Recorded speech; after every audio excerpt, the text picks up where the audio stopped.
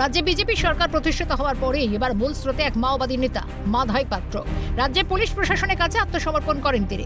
যদিও তার কাছ থেকে কোনো আগ্নেয়াস্ত্র উদ্ধার করা হয়েছে কিনা জানা যায়নি। মাধাই জানান তার শারীরিক অবস্থা ভালো নয়, সেই কারণে ইনচার্জের অনুমতি নিয়ে আত্মসমর্পণ করেছেন তিনি।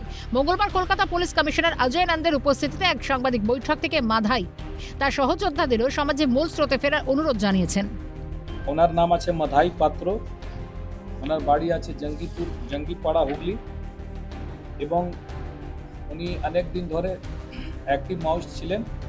প্রথম অ্যারেস্ট হয়েছিলেন উনি 2007 সালে।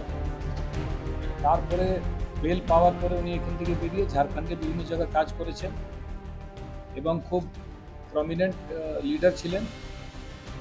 এবং এখন অনেক দিন মাওবাদী গতিবিধি করার পরে উনি এখন চাইছেন কি উনি সারেন্ডার করে একটা সাধারণ জীবন যাপন করবেন।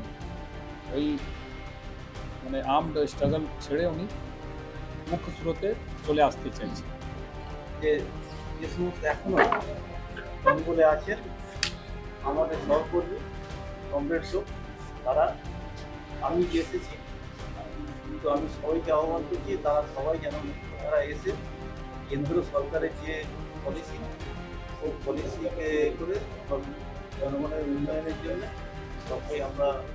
সবাই আমরা হাত লাগিয়ে কাজ করে সমাজের উন্নতি করব, সমাজের মূল স্রোতে কাজ করব। এই সবাইকে আহ্বান করার জন্য আমি সবাইকে আহ্বান করছি, সবাইকে চলে আসুন, এসে মুখ্যধারায় চলে আসুন।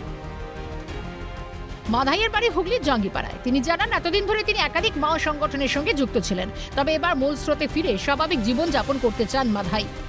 পাশাপাশি খাস কলকাতায় গ্রেফতার মাও নেত্রী উত্তর কাশীপুর থানা এলাকা থেকে তাকে গ্রেফতার করেছে কলকাতা পুলিশ। গ্রেফতার মাওবাদীদের এই নেত্রী নদিয়ার চাকদার বাসিন্দা।